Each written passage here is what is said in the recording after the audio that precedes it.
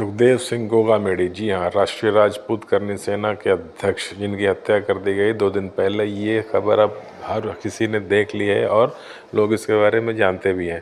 खैर, अगर by chance जो दर्शक नहीं जानते वो संक्षेप में बता दें कि 5 दिसंबर को जयपुर के श्याम नगर इलाके में इनके अपने घर पे ही 2 लोगों ने इनकी गोली मार के हत्या कर दी।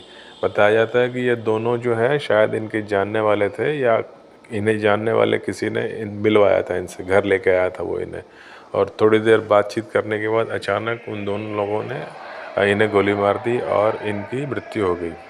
इस घटना में एक हमलावर भी मारा गया है और बाकी दोनों हमलावर फरार हैं और इनके एक सहयोगी को भी जो है गंभीर चोटें आई हैं, शायद वो भी गंभीर अवस्था में हॉस्पिटल में है। अब इसके पीछे की जो टाइमिंग है, और ख़ास करके ये सुखदेव सिंह गोगामेडी जो राष्ट्रीय राजपूत करनी सेना के अध्यक्ष थे, इनका पहले भी कई बार नाम आ चुका है कई सारे विवादों में या कई केसेस में। आपको याद होगा संजय लीला भंसाली की जो फिल्म आई थी पद्मावत, उसमें भी जो है जो सबसे ज़्यादा विरोध किया था आगे आगे बढ़ के, वो उनमें इन्हीं का नाम आया था।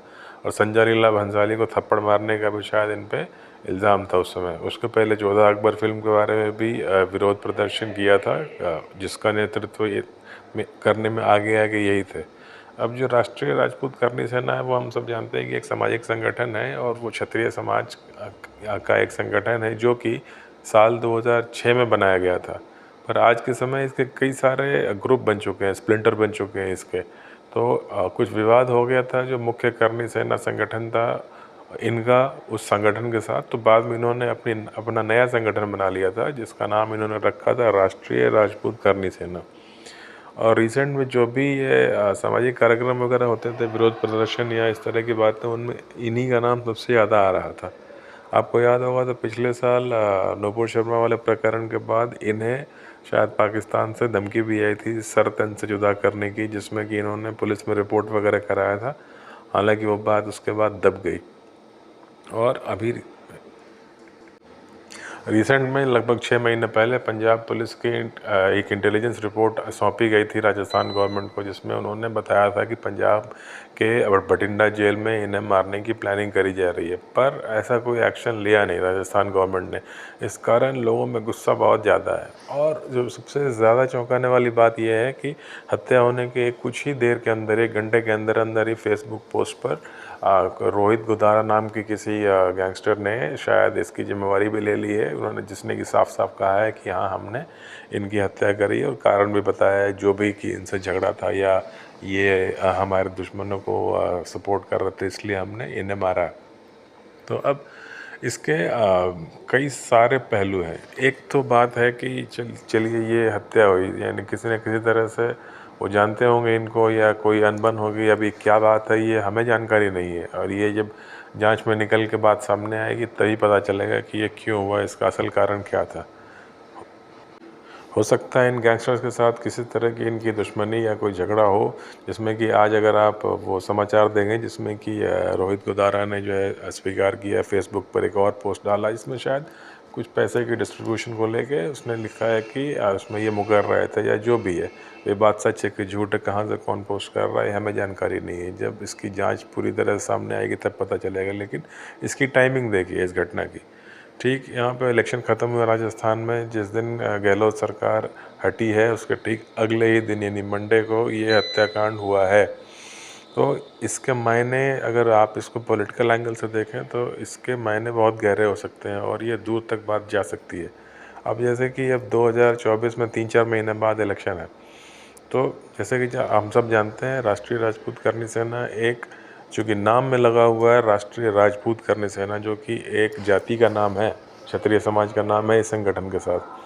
और इसे मारने वाले ने जिसने जिम्मेवारी ली है रोहित गुदारा, वो शायद जाट कम्युनिटी से आते हैं और वो बिश्नोई गैंग के बताए जाते हैं। तो बिश्नोई और जाट कम्युनिटी मारने वाले हो गए और जो मारे गए हैं वो राजपूत समाज से हो गए। तो इसमें राजपूत समाज के अंदर गुस्सा बहुत ज़्यादा है और सोशल मीडिया पर जगह जगह ऐसी वीडियो आ रही है जिसमें कि क्षत्रिय समाज के लोग कह रहे हैं कि हमें इंसाफ चाहिए, इनकाउंटर होना चाहिए पकड़े गए लोगों का, वरना हम जो है अपने ढंग से इंसाफ करेंगे। यानी कि एक सामाजिक द्वंद्व का रूप धीरे धीरे लेता जा रहा है। कुछ अल्टीमेटम भी दिया गया है कि 72 घंटे या कितने दिनों के अंदर अगर आप उनका एनकाउंटर नहीं होता तो फिर राजपूत समाज के लोग हम अपना इंसाफ लेना अपने से जानते हैं। और इसमें खुलेआम गाली भी दी जा रही है। कई बार आप वीडियो देखा होगा आपने, जो राजपूत समाज के कुछ लोग हैं उन्होंने कहा है कि वो जहाँ भी इसके हत्यारे छुपे हैं हम ढूंढ के उन्हें ख़त्म करेंगे, हम अपना बदला लेना जानते हैं।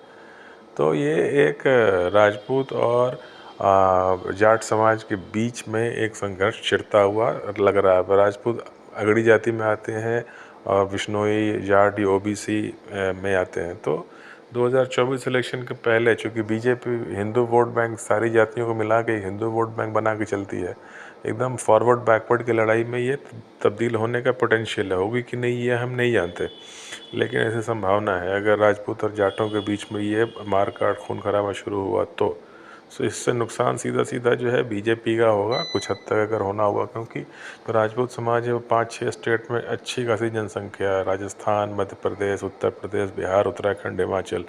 वहीं अगर जाट समाज को देखा जाए तो राजस्थान, हरियाणा, दिल्ली, पश्चिमी यूपी में उनका ही प्रभाव है।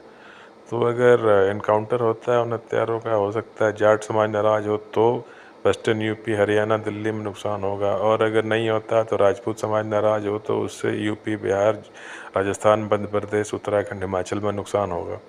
तो ये एक बात फंस सकती है बीजेपी के लिए। हालांकि ये सब संभावनाएं हैं, लेकिन संभावना तो ऐसी है अगर ये बात ठनती है तो हिंदू समाज के बीच में अगड़ी पिछड़ी की बात भी लड़ाई शुरू हो सकती है। तो आगे जो भी होगा देखेंगे। फिर बने रहिए।